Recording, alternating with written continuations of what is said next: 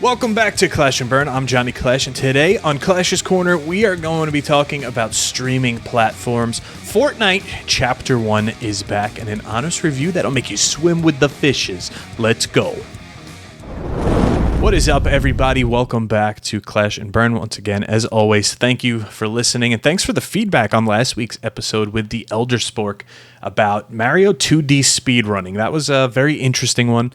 I would be lying if I told you that I haven't considered going back and playing some Super Mario Brothers since, which I kind of plan on doing soon. But we're going to be talking about Fortnite Chapter 1 rolling back later on in the episode. That's what I have been, not even just wasting my time on, just everyone's time. I've been watching streams. I've been watching marathon streams, doing my own streams. It has been just like a big nostalgia rush, and I hope it keeps going.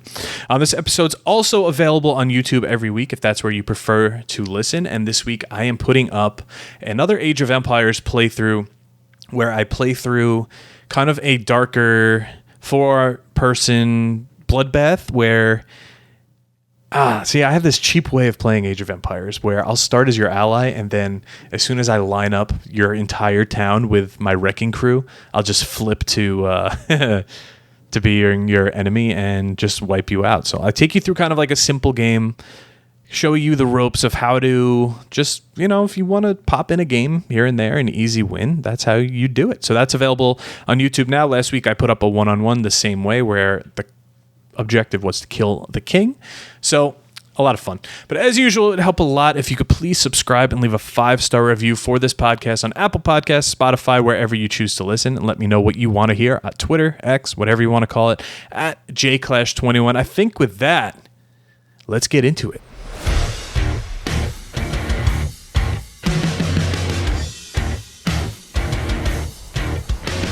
All right, so streaming platforms, I feel like, are going through bunch of changes. So there's Twitch, obviously, which just made a huge multicasting announcement, and that's really all thanks to Ninja, who pushed for that, and he just kept pushing back on it, saying, I want to make money on all my platforms. Why do I have to sign with one? I can make money for myself and for everyone.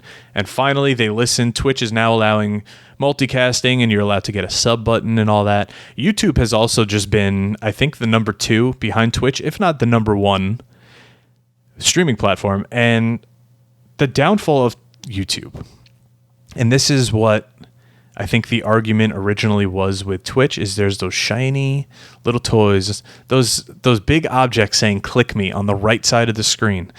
It's not just a streaming platform.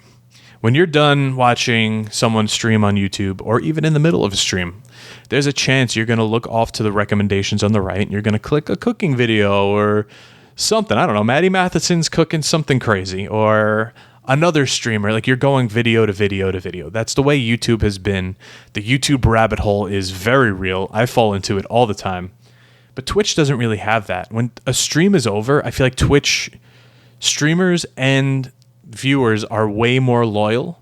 When it's over, you're raiding another channel. And now everyone's watching that channel, or they're going on to another one of their favorites. There's been times where I have multiple tabs open on my window with Twitch of watching multiple people at once. Sometimes they're playing together, but I want to see different perspectives. Turn the sound off on one of them, keep the sound on the other. You got 2 going. But TikTok has also emerged as a streaming platform, which I find interesting. That's something I don't think I'll ever do, is watch a stream on TikTok. First of all, tiny screen, vertical screen. So the camera's really up on top, or the gameplay's up on top, and it's like a split screen. It's like old school Halo, split screening. I just don't see it. It just doesn't look that great. I don't know. I guess it's one way to get the kids involved, the teenagers who are constantly on TikTok. But TikTok's meant for like 15, 20, 30-second videos that don't hold your attention. So to stream for like hours on end on TikTok just doesn't seem like viable to me.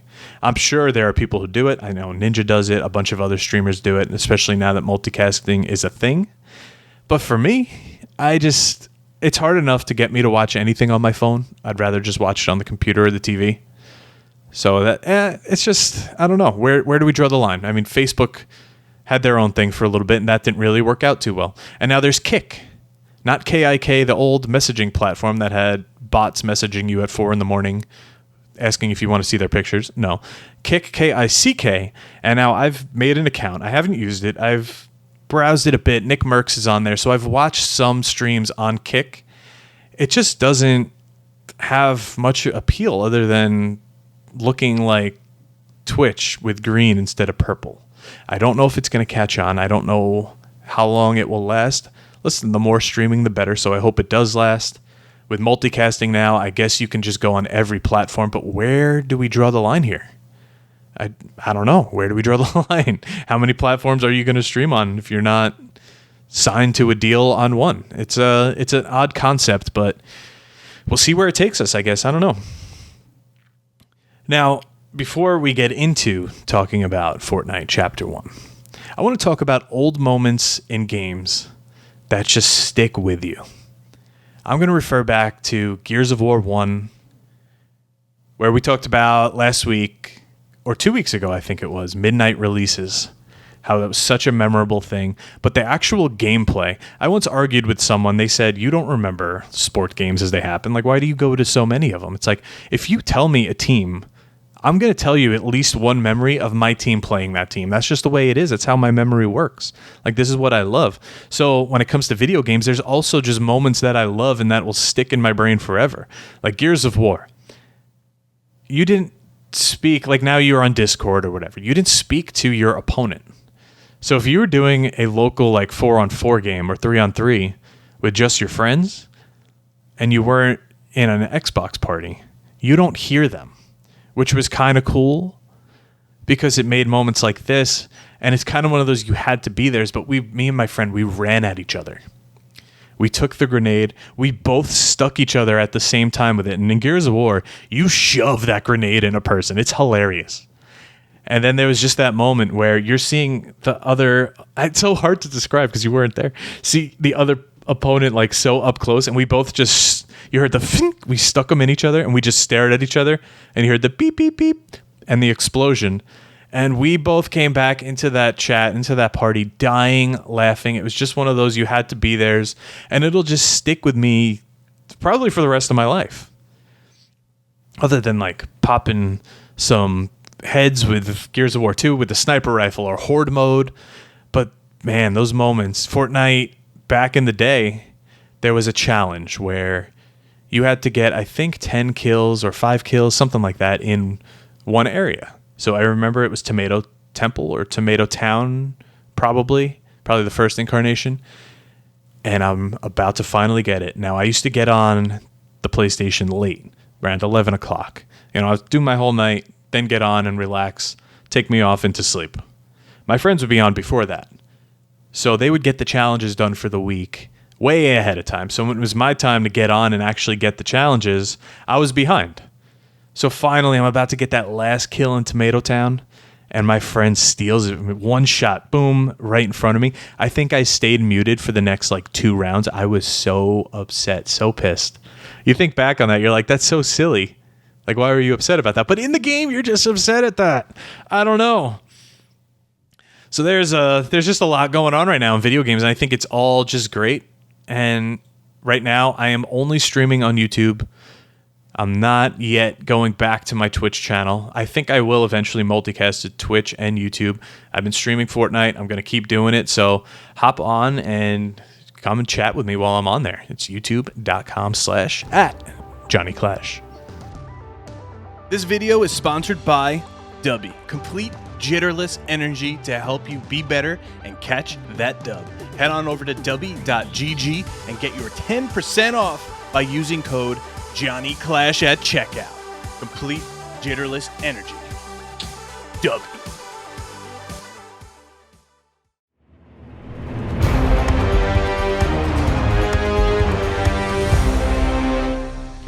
All right, what we are playing sponsored by Dubby, dubby.gg. Use code JohnnyClash to get 10% off at checkout. I could not believe, first of all, when they announced that Fortnite Chapter 1 was returning. I just didn't believe it. I didn't think it was actually going to be a thing. I think a lot of people didn't believe it. It was all speculation. The last chapter, the last season, was incredible. It was so cool. I finally got the hang of it. I was cooking, getting solo wins, which I've never gotten in my life. I was just feeling good, loving the augments. But then they just scale it back. Now, I thought when they were going back to Chapter 1, it was going to be kind of like a hybrid of Season 4 and Chapter 1. Like, we're going back, but not really going back. No, you drop, the augments are gone, gold is gone, all this stuff is gone. You are back in 2018. I got so giddy dropping in all these places where I used to drop, just looking at all, like I was talking about before, all the memories. I have a memory in probably each location in this place. And it was just so cool. I have been having issues playing on PC, where I have a controller that's not the greatest. It's not an actual Xbox controller, and an actual Xbox controller won't work for some reason on my PC. And I just don't have good aim, that I actually started playing mouse and keyboard for the first time in my life. And I'm cooking. Getting like 10 kills, 7 kills a game. I feel like maybe I should have been doing this all along. But man, what a nostalgia rush to go back to Chapter 1. And now I think every Thursday they're doing updates and another chapter is going to roll out. So once the nostalgia wears off, you're going to be sucked back in up until Season 5 finally launches, which maybe we'll get another hybrid finally of the older map. And the newer map, I'm going to miss Mega City. That was my place to drop. And I don't know. We'll see what happens. We'll take it from there. But check out the gameplay on my YouTube. I also thought it was cool to lead up to this. Like Tim the Tap Man got the actual Tomato Man from Tomato Town, like a huge, ginormous thing in his backyard. Dr. Lupo got the Dusty Diner. Ninja got the Durr Burger. Courage got the Truckin' Oasis sign. I think there were a few more, but man, that was just so cool. The old squad just getting all the cool stuff. Other than that, I'm very interested in Alan Wake 2. I never really knew what that game was. I finally looked up the premise of the first game, and I was like, oh, this sounds really cool. So next sale, I think, which I just missed one, I might grab the first game and head on over and play the second game. I don't know. Looks like a good spot to jump in. Everyone's playing it. But as usual, follow my YouTube at Johnny Clash to see what I'm playing this week.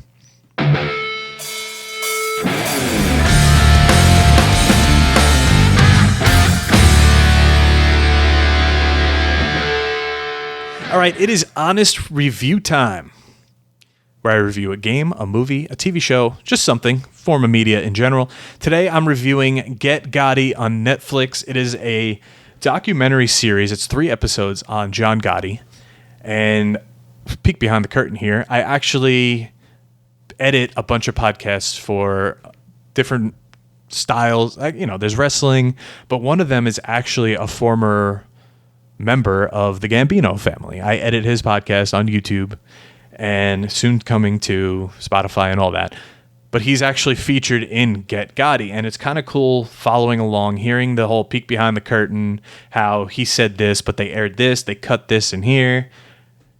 But what a crazy world, the whole mafia. You get really deep inside of like the brain of John Gotti, what he went through, how they caught him, the fact that people in 2023 are just okay with openly speaking about the mafia and stuff they did is crazy to me. That's why I just, I just keep my distance, keep my cool, and hopefully nothing, Watch Get Gotti on Netflix and you'll see what I'm talking about. All right, the book recommendation of the week, Heavier Than Heaven by Charles R. Cross. It's about Kurt Cobain's life. I feel like I've been seeing a lot more Kurt Cobain stuff lately because of the anniversary of the In Utero album. And his daughter, Frances Bean Cobain, marrying Riley Hawk, Tony Hawk's son, in the most 90s wedding you could ever get, which I think is super cool. And I've watched some videos where she actually, you never really know if they embrace what their parents were. Like, she didn't really know her dad. So watching some videos where she's looking through his memorabilia and all that, it's pretty cool to see. I know Courtney Love, I have very strong opinions about her. I'll get into that another time. But I'm glad Frances Bean, Riley Hawk, that's just straight out of the movies right there. I love it so much.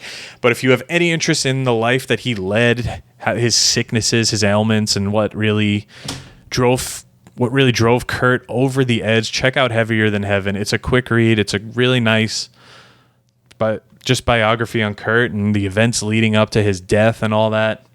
Other than that, Conan O'Brien did an interview with the members of Nirvana that are still here. So Chris Novoselic, Dave Grohl, Pat Smear, and one of the producers of In Utero. And it's just cool hearing those stories that you might not have heard when you were younger. I mean, I was 3 years old when Kurt Cobain died. So I was like 6 or 7. But still, you don't remember that. You don't know that. And being one of my favorite artists, his face is tattooed to my back since I'm 19 years old. Don't ask. But it's just cool to see that and keep the memories alive. I mean, Nirvana's still one of the most listened to bands ever. You still walk down the street and see a Nirvana shirt everywhere you go. Whether they actually know who Nirvana is or not, God only knows. But that's my recommendation this week. That's going to do it for this week's episode. Thank you guys once again for listening. If you like what you hear, please leave a 5-star review wherever you can. It would be greatly appreciated, and it helps so much with this podcast. Please check out my other show, The Game Marks Podcast, where each week we discuss a different wrestling game and offer up our rating. Subscribe to my YouTube channel at youtube.com/JohnnyClash, and I will see you next week on Clash and Burn.